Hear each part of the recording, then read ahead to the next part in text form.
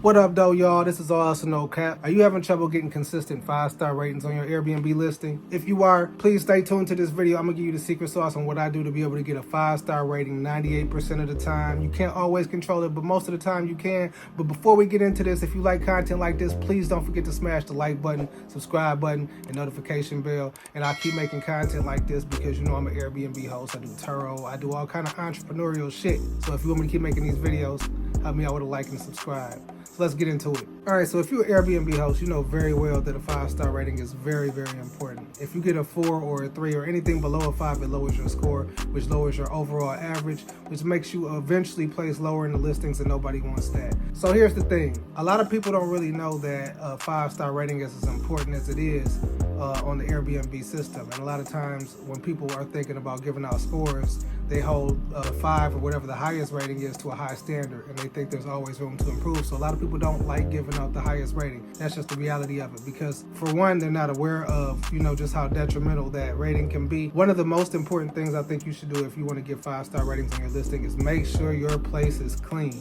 Now, I can't overstate that enough because a lot of people have different perceptions of what clean is, but as a general standard, you want to make sure you're doing a deep clean damn near every time you do a turnover. You want to make sure that you're moving the stove. You want to make sure that you're cleaning out the cabinet with your silverware. You want to make sure you're checking the corners for dirt and just regular debris that needs to be swept up. You want to make sure that your window shades and, you know, the window seals aren't dusty. If you got fans, you want to make sure they're not dusty. You want to make sure there's no spider webs in the house. You want to make sure all the surfaces are cleaned out. It's a lot. Whatever your checklist is, you want to make sure you check it, and then you want to check it again before you leave. I usually like to have my cleaners do a video walkthrough after they're done so we can go through together and just see if they missed anything, because there's so many things that need to be cleaned up when you do a turnover that it's easy to forget something small that could turn into a big problem for a guest.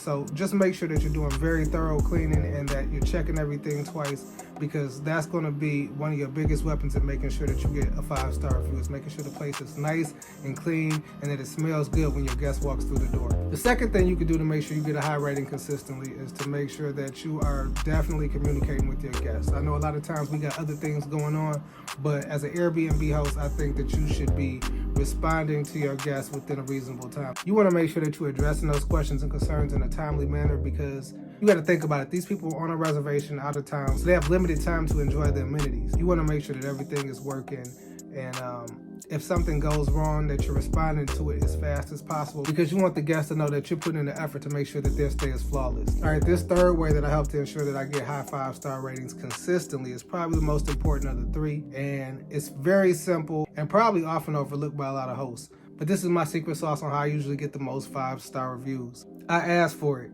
Yeah, that's right, I asked for it. I send these guests a message. I'm gonna put the message that I send to every single guest after they check out on the screen so you guys can see what I write. And you guys can copy this if you want, or you can just kind of make it into your own. But I'm basically just asking these people for a 5-star review. So the way I phrase this paragraph has a little psychology at play. I basically say I just got to the house and that it looks good. And it usually doesn't always look good, but I always say that it looks good, so it kind of puts them in a space that, you know, I'm happy with them, so they don't think I'm leaving them a bad review. So even if it's a little messy, I always leave this message. I say, just got to the house. I want to thank you for leaving the house in such good condition, whatever. I basically tell them, I just got to the house and I want to thank you guys for leaving it in such good shape. Even if they did mess it up a little bit, I always send that part of the message because I want them to think that I'm not going to leave them a bad review and kind of put them at ease. Then I go on to tell them it was a pleasure hosting them and that I plan on leaving them 5 stars. So now they're kind of, you know, seeing where I'm going with this. So then I hit them with the, I'm going to leave you 5 stars so other hosts can know how great of a guest you are or whatever. So it lets them know that I'm feeling like I'm doing them a favor a little bit. Then I go on to say, if you enjoyed your stay, 5 stars from you will help me and my wife make our small business grow. I say that because I tell them exactly what I want them to leave me. So if they don't leave it, they're kind of being an asshole. Hey, you're an asshole and this was mostly your fault. So I kind of put them in a position where it feels like they're being an asshole if they don't leave 5 stars. You'd be surprised how much that works. Usually people will send me a good response and say that they did, or they'll confirm that they had a good time. And that lets me know that they'll leave a 5-star review. Now, I will say this as a word of caution. If they had a bad time where they complained a lot and you know that they're not happy, that's when I don't send this message. I don't send that message if I think they didn't have a good time. then I'm kind of hoping they just forget about the review. But most of the times, if you take those first 2 steps we talked about, they'll end up having a good time. And as you can see, I've been getting favorable results using this method. So hopefully this video gave you some information that you can use to help get yourself 5-star ratings more consistently. If you found this video helpful and you think I gave you some info you didn't have, or if you like my personality and you just want to see me grow, please again don't forget to smash the like button, subscribe button, and notification bell. And I'll see y'all on the next video.